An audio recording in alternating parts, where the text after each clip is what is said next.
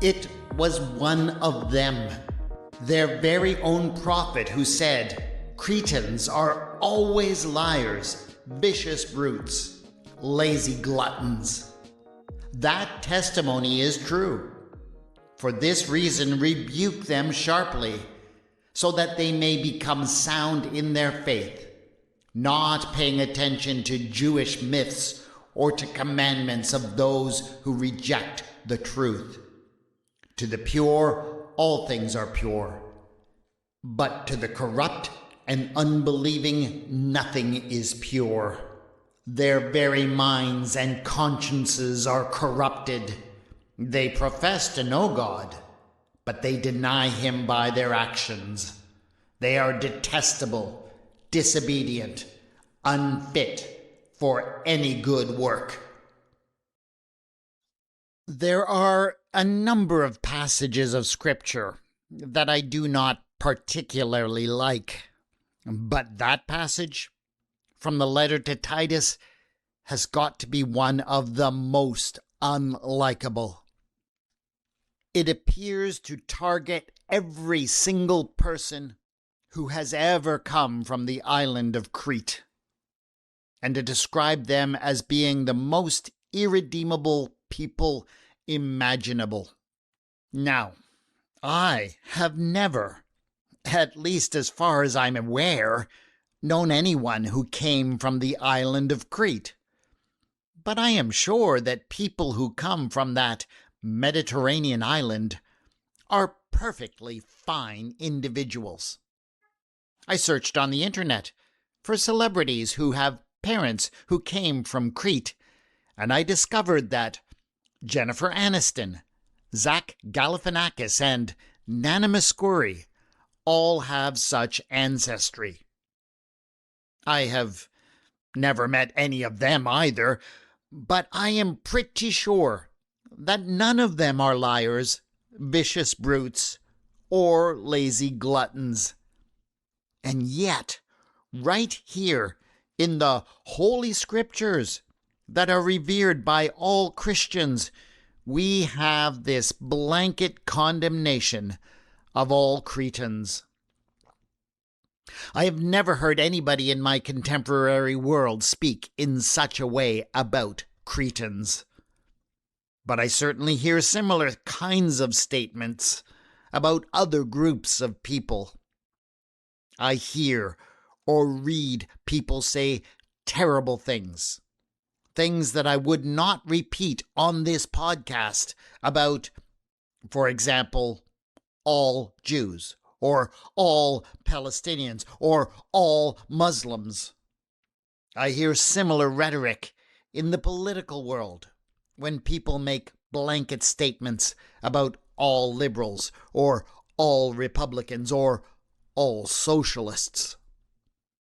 I do not believe that such statements are helpful. They only serve to divide us and prevent us from working together to create a better world. I am not glad to find this kind of rhetoric in my Bible. But it is there. And for me, that means that I can't just ignore it. I have to deal with it. And on this podcast, that means I need to deal with it as some kind of narrative. Now, you may wonder how this inflammatory statement could possibly give us a narrative. On this podcast, I tell Bible stories, and I define that as anything the Bible says about what a character did or said. And there is a character in this passage. You see, the letter to Titus doesn't just say that Cretans are always liars, vicious brutes, lazy gluttons. It says that somebody, specifically a Cretan prophet, said Cretans are always liars, vicious brutes, lazy gluttons. And it turns out that we know who that Cretan prophet was. His name was Epimenides of Knossos, and he lived about 600 years before this letter was ever written. And what do you know? It turns out that there's a story about what he said and why. That makes Epimenides a biblical character in my books. And it makes whatever he did a Bible story. This is Retelling the Bible.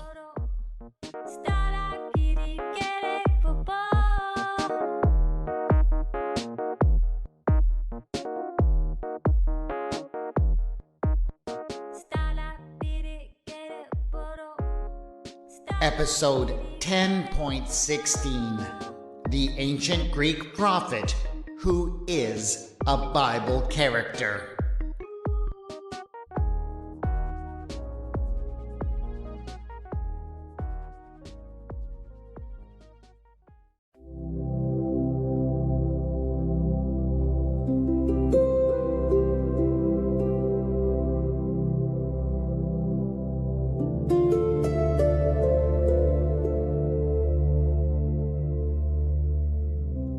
Epimenides was born on the outskirts of Knossos. His father, Phaedrus, was a shepherd. He was not a very wealthy man, but he was a proud citizen of the city-state. Epimenides grew up to be sharp and inquisitive. He wanted to understand everything. When he was still a young man, one of his father's prized sheep went missing, and he asked his son to find it and bring it home. The sheep had wandered far, and Epimenides tracked it for many days, but the search proved fruitless. Eventually, exhausted, he came upon a cave on a high plateau and went inside. There he fell into a deep sleep. Some time later he awoke refreshed and continued his search, but all traces of the sheep that he had been tracking were gone. He turned back towards home. When he finally arrived at his father's house, he was not there. The house itself was derelict and seemed long abandoned. As Epimenides traveled through the city, he could not even find one familiar face. It was as if the entire population of the polis had been replaced. Finally, in the marketplace, he found an old man who resembled his father and was bold to approach him. "I am Epimenides, the son of Phaedrus," he said. "I am looking for my father, and I was wondering if you might know him, for you remind me of him." The old man looked up at him in wonder. "Can it be?" he wondered. "Has my big brother finally returned? For I was only 10 years old when you set out to find that sheep. I remember how you looked on that day, and it is as if you have not changed one bit. Father sent out endless search parties looking for you, spending all his money in a fruitless quest. Have you truly returned to us after all this time?"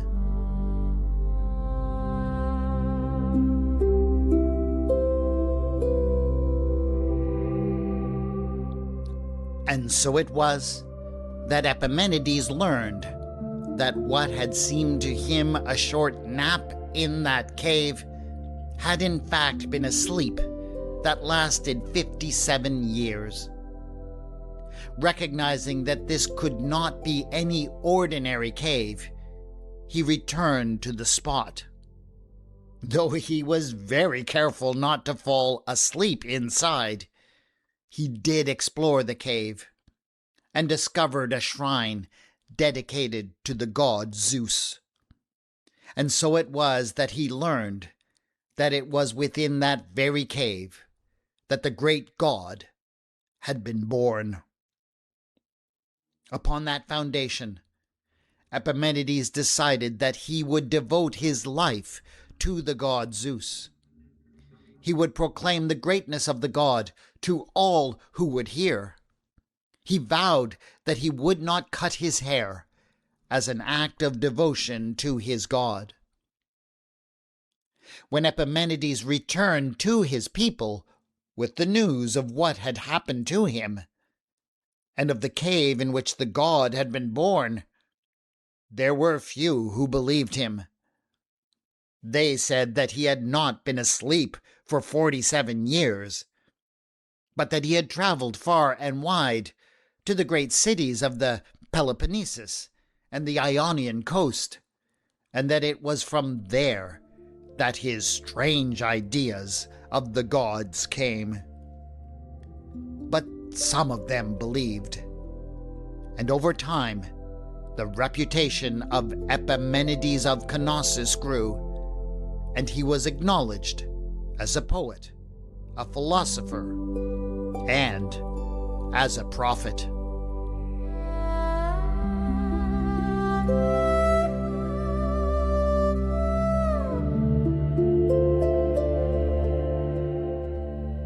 Epimenides composed many poems, but the most famous was his Critica, in which he sought to teach his fellow citizens about the true nature of all the gods.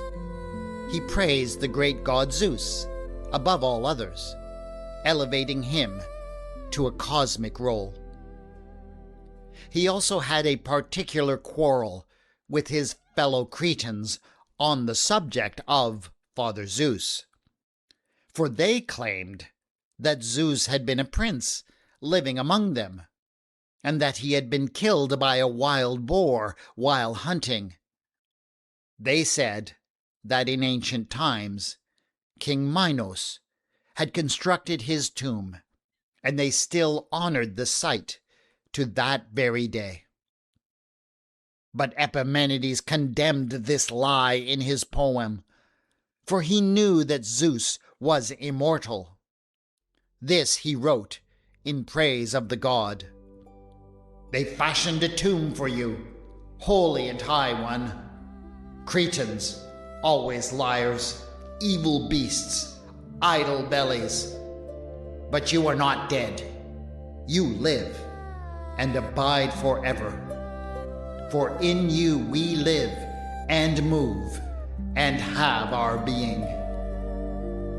And of all the words that Epimenides wrote, these proved most enduring, though perhaps in ways that the poet himself would have never expected.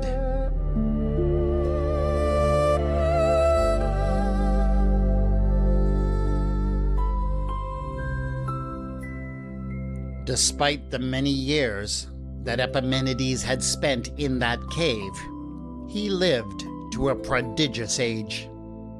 And in all those years, the word of his wisdom and knowledge of the gods spread far and wide through the Greek-speaking world. And so it was that when the city of Athens was facing one of its greatest crises, it turned to this famous man. A plague was raging through the city, and no matter what the leaders did, it would not abate. And so, the fathers of the city did what Greeks always did when they were at a loss. They sent a delegation to the oracle at Delphi. They brought their gifts and entered into the very presence of the Pythia, where she sat over the great chasm that led into the depths of the earth. But, as was often the case, the answer they received from the oracle was enigmatic at best. She advised them that the city needed to be purified in order to be spared by the gods. The delegation returned with this insufficient answer, and the people of the city despaired, for it did not tell them what they should do.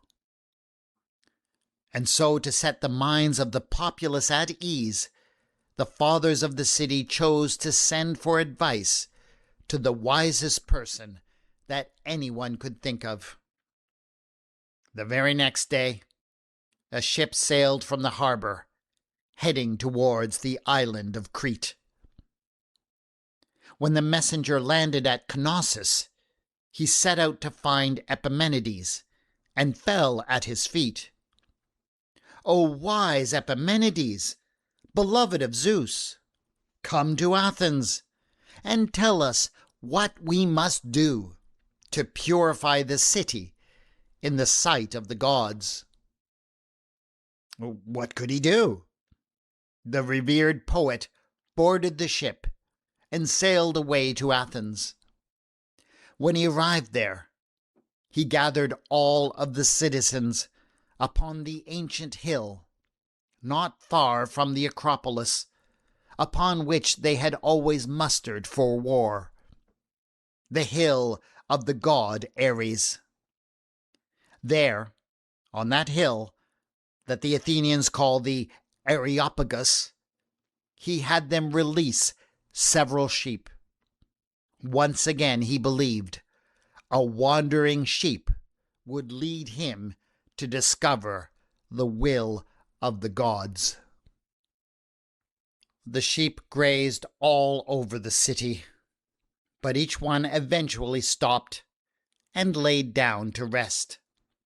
When they did so, Epimenides ordered that they be slaughtered, and an altar built for sacrifice. For surely, he explained, the Athenians had failed to honor some god or another, and that was why they had been afflicted with the plague. When the Athenians asked what name or image of a god they should place upon these altars, Epimenides did not know, and so they later inscribed upon them that they were dedicated to an unknown god. Following these unconventional sacrifices, the plague left the city, and so the Athenians continued to sacrifice at these altars to keep these mysterious gods from sending another disaster. Epimenides they sent home on a fast ship. They offered him many riches for his service, but he rejected all of them.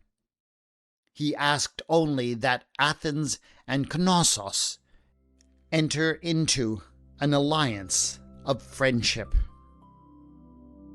Soon after he returned home, he aged 57 years in but a few days, and he died. The Cretans buried him with great honors, ever to be remembered as one of Crete's greatest sons.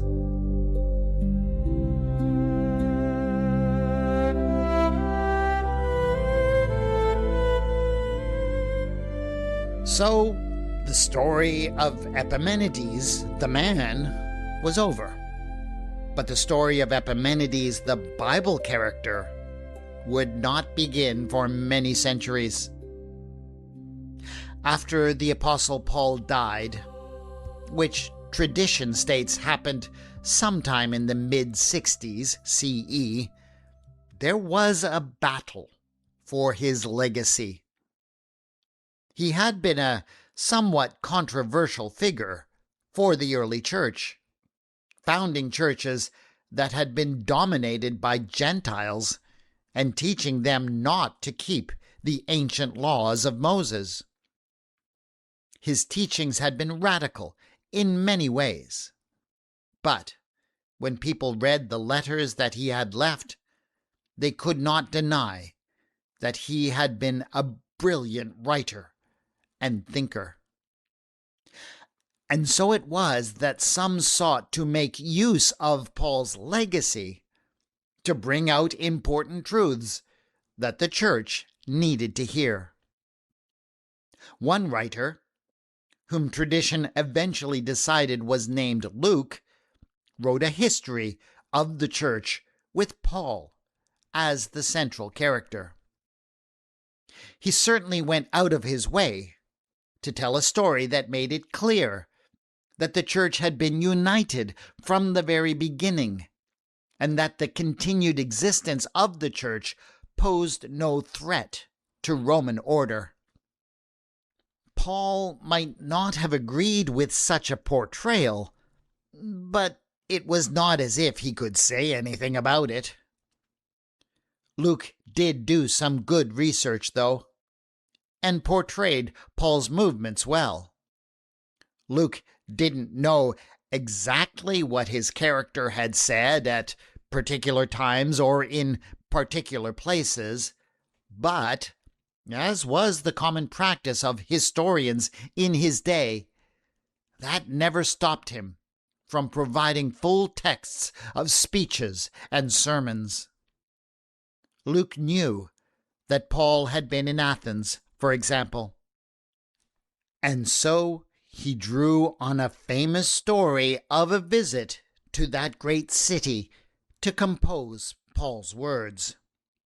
Epimenides had gone to the Areopagus, and so that is where Luke set Paul's sermon. Epimenides had established an altar devoted to an unknown god there, and so it is with reference to that very altar that Paul begins his sermon. And then, just to make sure we don't miss any of this, Luke has Paul quote the very words of the famous poet, "In him we live and move and have our being." What was the point of all of this? Luke is summoning the ancient character of Epimenides to give support to the truths he is trying to proclaim. He is saying that Epimenides established his altars to teach people to worship the very God that Paul was proclaiming. And he is saying that Epimenides actually wrote his famous poetic lines about the very God who raised Jesus from the dead. Of course, his use of Epimenides does raise some questions. Does he really mean to say that when the Athenians worshipped at his altars dedicated to unknown gods, they were unknowingly worshipping the God of Israel? And when he takes a line of poetry that Epimenides had explicitly written about Zeus, and says that it was actually about the God that Paul was proclaiming, does that mean that the ancient Greeks were actually right to worship Zeus when the poem was all that they knew? Questions like that almost make my head hurt.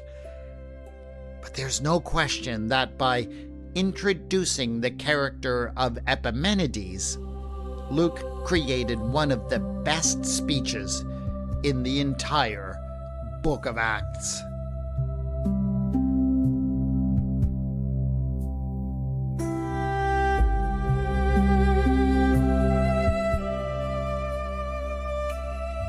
But Luke was not the only one who decided to bring Epimenides into the Bible as a character. Sometime after Paul had died, another writer took pen in hand to leverage Paul's legacy for the church of his day. The letter to Titus was written in Paul's name, but it speaks to problems and situations that only arose after Paul's death. One cynical way to see that is that the writer fraudulently forged a letter in Paul's name to give unearned authority to his own ideas about what the church should do. Perhaps. But another way to understand that is to say that he felt inspired by God to share what Paul would have written to help the church as it dealt with new challenges and problems.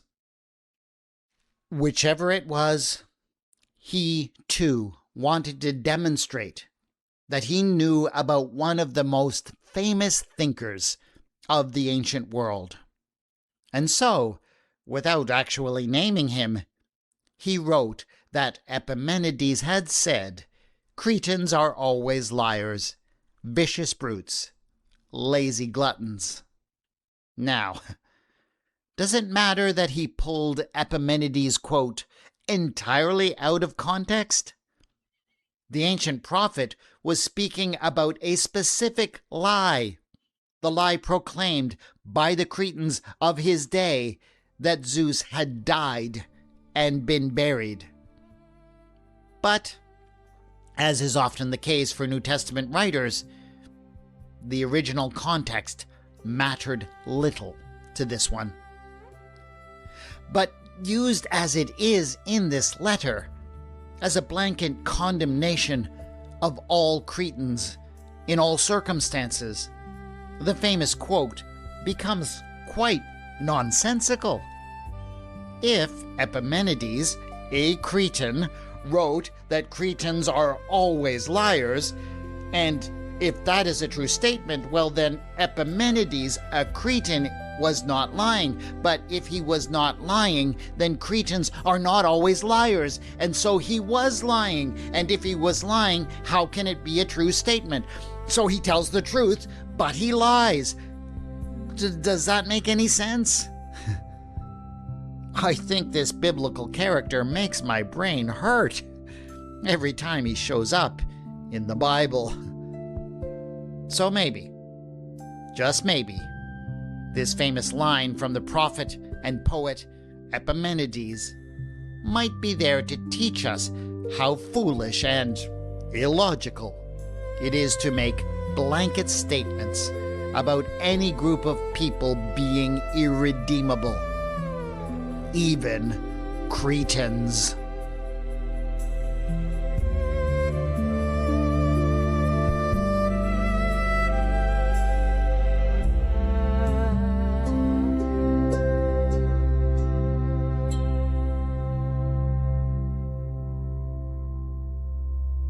The New Testament was written within a very particular cultural context.